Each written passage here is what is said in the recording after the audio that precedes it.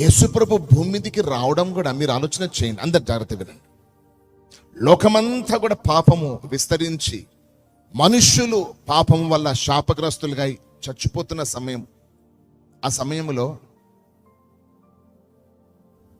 తండ్రి దేవుడు యేసుప్రభు పరిశుద్ధాత్మ ముగ్గురు ఉంటారు.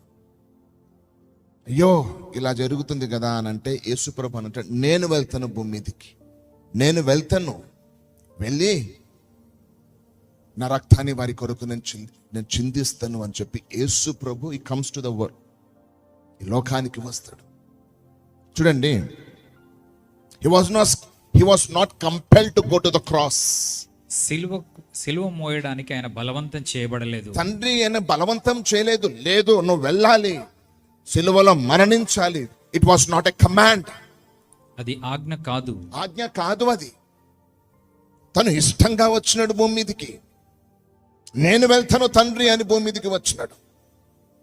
ఒకవేళ యేసు ప్రభు సిలువను మోసేటప్పుడు, ప్రభా ఇది చాలా బరువు ఉంది, మనుషుల అవమానాలు నేను తట్టుకోలేకపోతున్నాను ప్రభా, ఈ షేము, ఈ యొక్క సిగ్గు, ఇదంతా నేను భరించలేను ప్రభా, ప్లీజ్ అని అంటే దేవుడు ఏమంటే తెలుసా, ఓకే కమ్, వచ్చేసేయని అంటాడు.